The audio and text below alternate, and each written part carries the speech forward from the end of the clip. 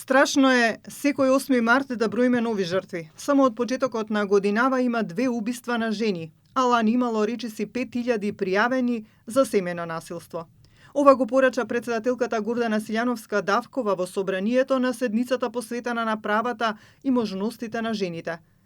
Председателката од говорницата запраша како е можно институциите да се имуни на предупредувачките сигнали, зашто системот за социјална заштита, полицијата, обвинителството и судството не реагираат навреме и до кога ќе ги менуваме законите наместо оние што не ги применуваат. Тешко е секој 8 март да броиме нови жртви, да презентираме апдейтирани статистики, да дебатираме за политики, да усвојуваме стратегии, посочувајќи ги речиси истите проблеми, презентирајќи брутални податоци, предлагајќи претходно предложени предлози, но не превземени мерки и активности.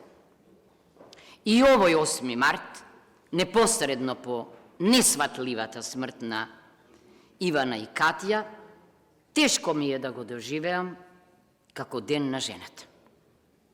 Символиката на празникот како да се губи во мракот на суровата, непоимлива и неприфатлива реалност. Пратеникот од СДСМ Фатмир Битичи вели дека поради непрекината низа од институционални слабости згасна 2 животи, додека пратеникот на ВМРО ДПМН Љупчо Пренџов истакна дека на оваа тема мора да се зборува искрено и одговорно, но и со аргументи. Моника Зајкова пак од ЛДП порача дека насилството врз жените не е семејна работа, туку е државна одговорност. И ако некој мисли дека тоа е изолиран случај, треба да се сетиме на Росица од Велес. Треба да се сетиме на мојата черка, во кој што некој го наруши мирот во својот дом. Дали сите треба да умреме за да проработат институциите?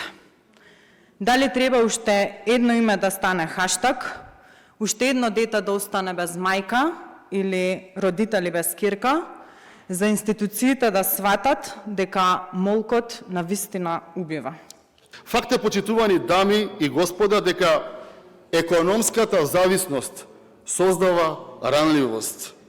И факт е дека ранливоста носи тишина, а тишината носи неправда, а неправдата не смее и не може да биде третирана како нормалност.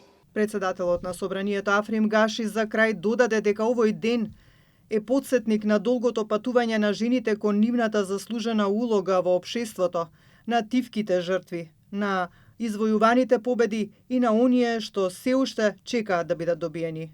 Во обраќањето истакна дека историјата на човештвото не може да се замисли без улогата на жените, нагласувајќи дека тие се темел на семејството, двигател на образованието и инспирација на културата. Се заблагодари на пратеничките за нивната улога во законодавниот дом, нагласувајќи дека тие не се таму само за да пополнуваат квоти, туку да креираат политики и да ја збогатат политичката дебата.